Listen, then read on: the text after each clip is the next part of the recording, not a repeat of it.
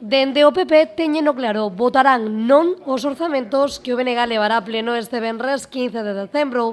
O concelleiro César Abal dixo que estas contas non son propias dun alcalde dunha cidade como Pontevedra.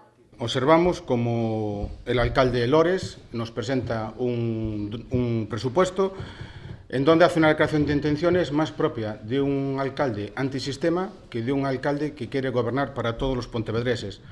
Nos preocupa especialmente las críticas que hace de todas las instituciones y sobre todo del Estado de Derecho. Se refiere a Europa como la Europa depredadora, se refiere a la represión del Estado español y a nuestro grupo cada vez nos pone más difícil intentar poder llegar a algún acuerdo con el grupo del BNG. O PP considera que estes orzamentos, que se levarán a pleno o día 15, son as peores contas da era do BNG na cidade de Lores.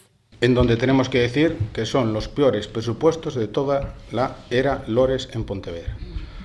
Una inversión pírrica para la ciudadanía de Pontevedra que le intentan ocultar, le intentan esconder gracias a los fondos europeos.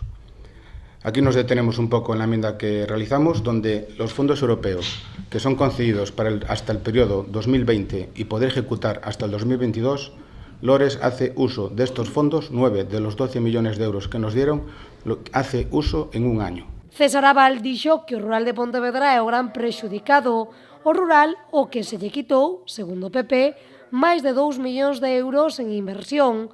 O concelleiro do Partido Popular tamén dixo que estes orzamentos contan con partidas señuelo, que non se converterán en ningunha realidade ao longo do vindeiro ano. Para contentar a muchos vecinos de Pontevedra y evitar las recientes quejas vecinales y protestas que se están produciendo ya en distintas zonas de la ciudad, utiliza una táctica que hemos definido como las partidas señuelo. Crea unas partidas con pequeñas cantidades, por ejemplo para Mollabao, por ejemplo para Oreiro Crespo, por ejemplo para Lepanto, pero es para no hacer nada. El próximo año no va a haber proyecto para Mollabao, no va a haber reforma para Mollabao, no va a haber reforma para Lepanto, ni va a haber reforma para Oreiro Crespo.